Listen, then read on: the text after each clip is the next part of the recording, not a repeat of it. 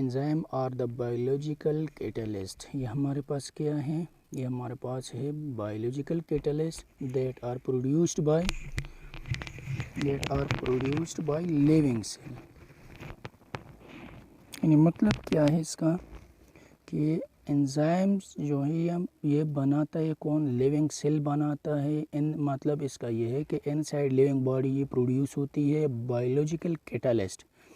Catalyst मतलब क्या है कि ये रिएक्शन को एक ऐसा सब्सटेंस जो हमारे पास रिएक्शन को स्पीड अप करे, speed up the rate of reaction, जो रिएक्शन हो रहे हैं उसको स्पीड अप करे।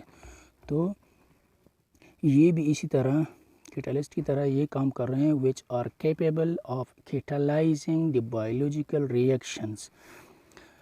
लिविंग बॉडी में जितने भी बायोलॉजिकल रिएक्शंस होते हैं यानी मेटाबॉलिज्म वगैरह होते हैं, ब्रेकडाउन्स या एनाबॉलिज्म या कैटाबॉलिज्म होते हैं, इनसाइड लिविंग बॉडी जो सब्सटेंसेस प्रोड्यूस होती है या ब्रेकडाउन उसकी होती है, तो उसमें ये काम आते हैं। यानी वो जितने भी रिएक्शन होते हैं उसको स्पीड अप करते हैं। इसमें एंजाइम्स के एग्जांपल्स हमारे पास है, ये लाइपेज एंजाइम है जो लिपिड्स को उसकी ब्रेकडाउन या हाइड्रोलाइसिस वगैरह करते हैं। इसी तरह हमारे पास सैकरेज या माल्टेज एंजाइम्स है जो शुगर या कार्बोहाइड्रेट्स वगैरह उसकी ब्रेकडाउन वगैरह करते हैं।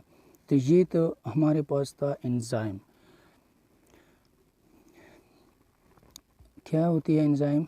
Enzyme are the biological catalyst that are produced by living cell which are capable of catalysing the biological reaction. For example हमारे पास लाइपेज हैं यानी स्टेरेज जितने भी एंजाइम्स हैं जो लिपिड्स को उसकी हाइड्रोलाइसिस करते हैं, ब्रेक डाउन करते हैं। और सैकरेज है, माल्टेज है जो शुगर या कार्बोहाइड्रेट्स वगैरह उसकी ब्रेक डाउन करती है।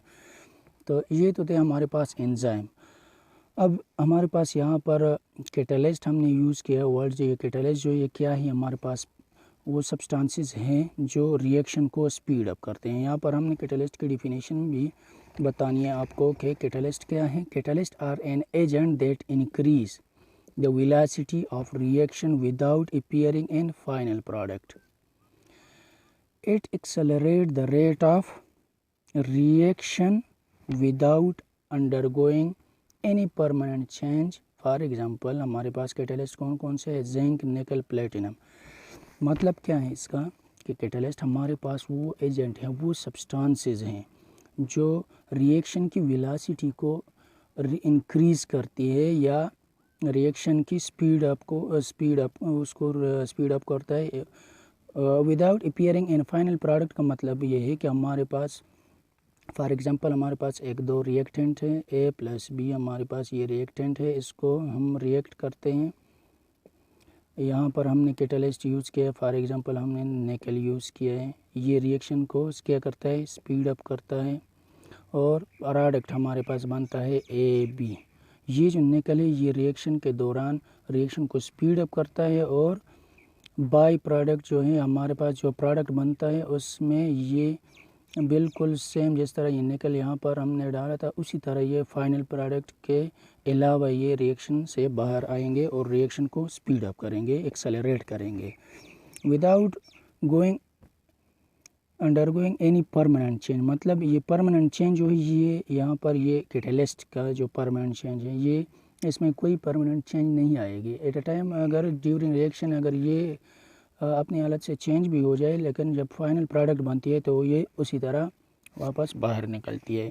तो हमारे पास ये छोटी सी डिफरेंसेस है कैटलिस्ट और एंजाइम के दरमियान। तो एंजाइम क्या है और कैटलिस्ट क्या है? एंजाइम जितने भी होते हैं ये हमारे पास all enzymes are organic in nature. ये ज़्यादातर जो ये ऑर्गेनिक होते हैं। ऑर्गेनिक का क्या मतलब है? वो सब्सटेंस जिसमें हमारे पास कार्बन हो, कार्बन या हाइड्रोजन, कार्बन हाइड्रोजन या उसके डिराइवेटिव्स हों तो उसको हम ऑर्गेनिक कहते हैं। कैटलिस्ट जो हैं ये इनऑर्गेनिक इन नेचर होते हैं। ज़्यादातर ये जितने भी सब्सटेंस ये लाजमी नहीं है इसमें कार्बन मौजूद हो, इसके अलावा जितने भी मिनरल वगैरह उसमें मौजूद होते हैं जिस तरह निकल है या प्लेटिनम है या क्रोमियम है या विनाइडियम वगैरह, ये हमारे पास कैटलिस्ट आते हैं। एंजाइम जो है mostly destroy during chemical reaction. जितने भी एंजाइम्स हमारे पास है ये जब केमिकल रिएक्शन होती है इनसाइड बॉडी ये लॉस होते हैं ड्यूरिंग रिएक्शन, यानी रिएक्शन को स्पीड अप करते हैं, उसके साथ साथ ये ख़ुद भी डिस्ट्रॉय हो जाते हैं फाइनल प्रोडक्ट बनते बनते। और कैटलिस्ट जो है ये फाइनल प्रोडक्ट में डिस्ट्रॉय नहीं होते, ये उसी तरह वापस आते हैं, बनते हैं जिस तरह रिएक्शन में हमने डाले थे।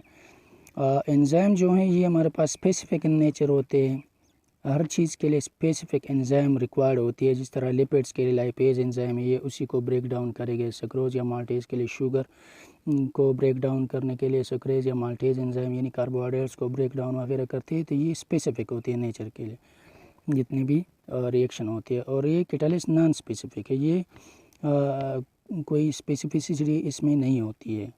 और एंजाइम जो है ये ज़्यादातर हमारे पास कॉम्प्लेक्स बनाते हैं, जितने भी एंजाइम सबस्ट्रेट के जितने भी कॉम्प्लेक्स वगैरह बनती है। और कैटलिस्ट जो है ये सिंपल होती है, कॉम्प्लेक्स नहीं होती है। तो इस तरह ये एंजाइम जो है ये कंसंट्रेशन पे डिपेंडेंट नहीं होता है। छोटा सा एंजाइम्स भी हो वो एक लार्ज मॉलिक्यूल को उसके रिएक्शन जितने भी रिएक्शन होती है उसको स्पीड अप कर लेती है। और कैटलिस्ट जो ये डिपेंडेंट होते हैं, जितने ज़्यादा कैटलिस्ट डालेंगे उतने रिएक्शन तेज़ होंगे, जितने कैटलिस्ट कम होंगे उतने रिएक्शन का टाइम जो है टाइम डिपेंडेंट है, टाइम ज़्यादा लेगा। तो ये था आज का हमारा टॉपिक एंजाइम्स और कैटलिस्ट के दरमियान के कैटलिस्ट क्या है उसकी डिफिनेशन भी हमने पढ़ ली और एंजाइम की भी, और डिफरेंशिएशन भी हमने कर लिए कि एंजाइम्स और कैटलिस्ट में मेन डिफरेंस क्या है।